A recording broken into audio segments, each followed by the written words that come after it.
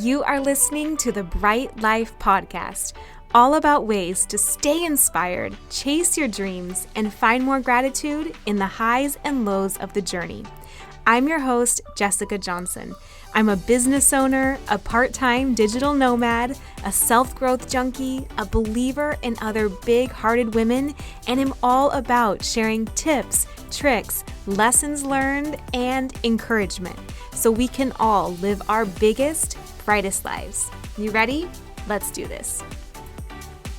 Hi friend, welcome to today's episode. This is for anyone who feels overwhelmed by the amount of steps that they see between them and their dream, whether their dream is to start a business, to write a book, to speak on stage, to do a creative project, to build a family, whatever your dream is.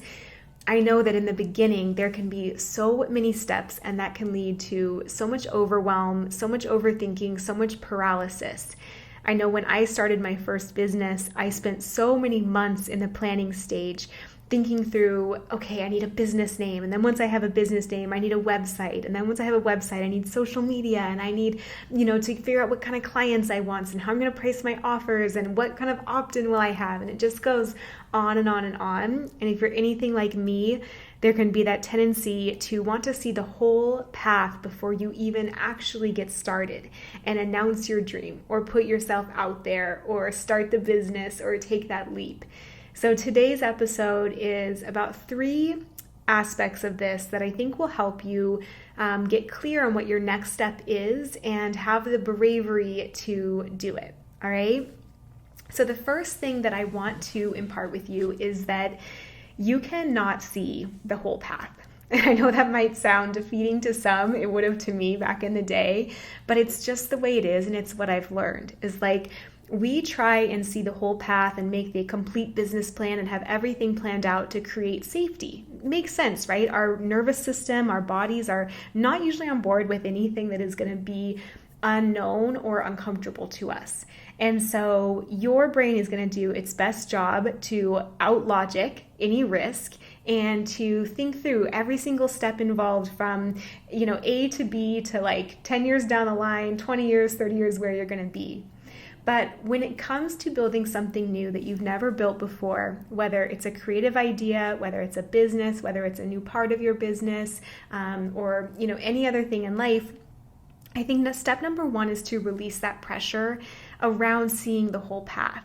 Because what happens instead is you take that first step, and that first step reveals the next few, and the next few reveal the next few. And it'll keep going like that for the rest of your journey. The second thing is you will get feedback once you take those first few steps that will inform your direction for the next ones. So for example, once I got into business, I had things planned out as best as I could, but I finally had to just do the thing and start the business.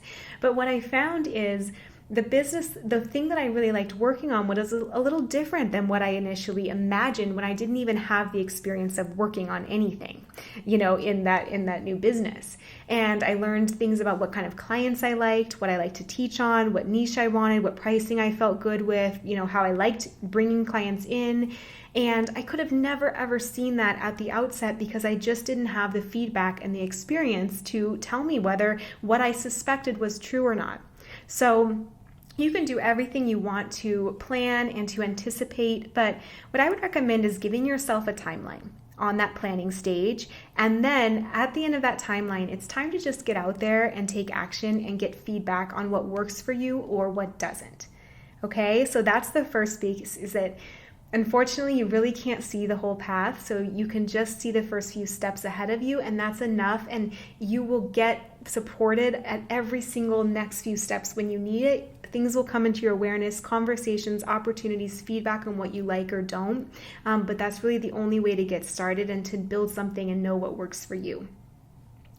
The second thing that I would ask you is, what step can you see now?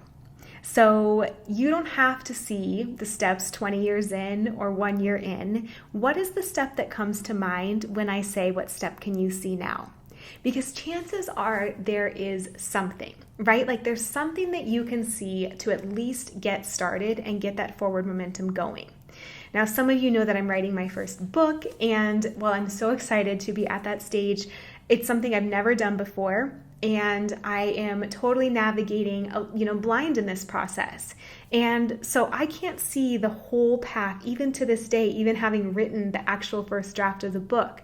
But in the beginning, I could see that I would need to come up with a book idea as a step, that I would need to write a chapter as a step, and then another chapter. I could see that I would need to finish the book. And once I finished those first few steps, I could then realize, okay, I'm going to need an editor. I'm going to need someone to go through it and make sure I've written everything as best as I can. And so then I went about researching editors, and I relied on a course that I had taken. I relied on Facebook groups of other writers, and I found my way to an editor. And then I could see the next step to email her, to send her an intro chapter or two, to see how we liked working together, and then to send her the entire book. And that's basically where we're at in the process. So I imagine that my next steps will be something like getting the edits back, reading through them, fine-tuning the book again myself. Then I'll probably need to go and find out kind of someone who can help me with the cover, or maybe I'll do a photo shoot for it. Those are the steps I can see. I don't know yet the steps for self-publishing or traditionally publishing. I have an idea I'll self-publish, but I'm not 100% positive what that'll look like or how I'll do the setup on, the websites. But my point in sharing this is that it's just to give a tangible example of no matter what your creative project or your business project is, you will probably only see a few steps at a time, and that's okay. Once you get moving, the other steps will come to you. You will be supported. They will come into your awareness, but that will never happen if you don't take the first few, because you just won't be from the vantage point where you can actually see those steps. It's kind of like a mountain where you can see a few and then you go around the corner and you can see the rest of the path, but if you never hike up that initial, curve of the mountain, you'd never even know that there's a whole bend around the rest of it, right? So it's kind of like that. So my question to you is, what step can you see now? And what this will do is it will just give you some forward action. So maybe it's a course that you're thinking of taking, a mentor that you're thinking of working with, a class that you want to sign up for. Maybe it's a conversation you need to have. Maybe it's just pressing send on an email, or finally publishing something, or saying something out loud. What is the step that calls to you now? And that will really help you have something to at least work with and get started, and the rest will appear. Now, the third thing that I want you to consider, so hold that step in your mind that you just thought of. What is the cost of not taking on that action on that step now? Because sometimes in the beginning, when we look at that first step, all we can see is the risk of it and how scary it seems because it's something we haven't done. And maybe all we see is the upfront investment or number, or we imagine all the time it will take. And that's all fine. There's a cost to all of that stuff, but there's also a cost to not taking action today. So when you think about that step and you think about not doing that, what is it going to cost you in money to wait? What is it going to cost you in your own energy and time and resources? What's it going to cost you in your fulfillment and quality of life? What's it going to cost the people who are waiting on you to do that thing? What's it going to cost your own relationships where if you don't do that? What is that impact going to be on them and the ripple effect throughout your day and their relationships and on and on? What's the impact on your health, your confidence, your stress? What's the impact on your sleep?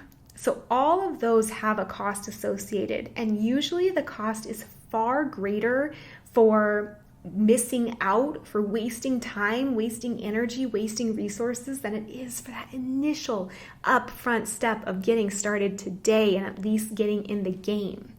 So I want to be really transparent and honest with you there, because even when I think about my own books, one of my first steps was way before I even wrote the book was taking a course. I signed up for courses a few years ago just to start getting in the energy of like, how do I write a book? How do I come up with it? And even though I didn't want to pay for those courses, I knew that I could learn from two authors that I respected who could share with me exactly what they did, what worked for them, what they thought through, instead of having to go through the entire internet myself and wonder what actually would work or not.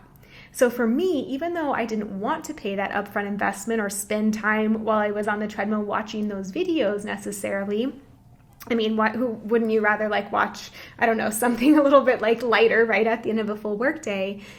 I knew that that would save me tons of time in the long run, tons of money in the long run, tons of headaches, and tons of missteps too. I wanted to do a good job for that first one. So that's kind of what I would offer you as well as just an example of, yes, there's always a cost to taking a step, whether it's in discomfort or risk or actual cost, monetary-wise or resource-wise. There's also a big cost associated with not taking action now. And so when you make that list of what is the cost of not taking action now compared to the cost of taking action, you may find that that cost really outweighs you getting started today. And it really encourages you to get started today because you can see in plain sight what you're up against if you don't and what the true comparison is. All right, so I hope that gives you enough of a little fire to take action and to just trust that you will be supported. There's a quote that I love from my friend Susie that says, the hardest part of manifestation is saying yes when what you asked for is standing right in front of you. And I think that's so true. It can be so easy to be in that planning stage and to make all the dreams and all the visions and all the details. But at the end of the day, you have to be willing to say yes when that opportunity you asked for, when that step you prayed for, when that thing you wanted to do is right here inviting you to take action. So I hope this episode encourages you to, one, release that you have to see the whole path to get started. You don't, and you will be better off getting feedback step by step. Number two, to think through what step or steps can you see right now. It's okay if they're small, it will still get you moving from where you are now. And then three, what is the opportunity cost of not going for that right now? And if you need any accountability, just DM me on Instagram at @HiJessicaJohnson. Let me know what your step is and when you are going to accomplish it by. If this resonates, share it on Instagram stories and tag me so I can thank you. But I hope this helps you get a little clarity and also a fire for getting out there and pursuing the steps towards your biggest, brightest life. If this episode resonated with you, I have two things you are going to love. One is a Bright Life workbook full of practices you can use to get clear on what your version of your brightest life looks like and fearlessly move towards it every day. And another is a copywriter starter kit full of beginning steps to create a copywriting business that gives you the freedom to travel the world working from anywhere, to replace a corporate salary as your own boss, and to do creative work that lights you up every day. It's lessons I've learned in creating my own content business, and I'm excited to share it with you if you're curious about doing the same. I will link these in the show notes. I hope these serve you. Thank you so much for listening, and I will see you back here next week as we all pursue our biggest, brightest lives together.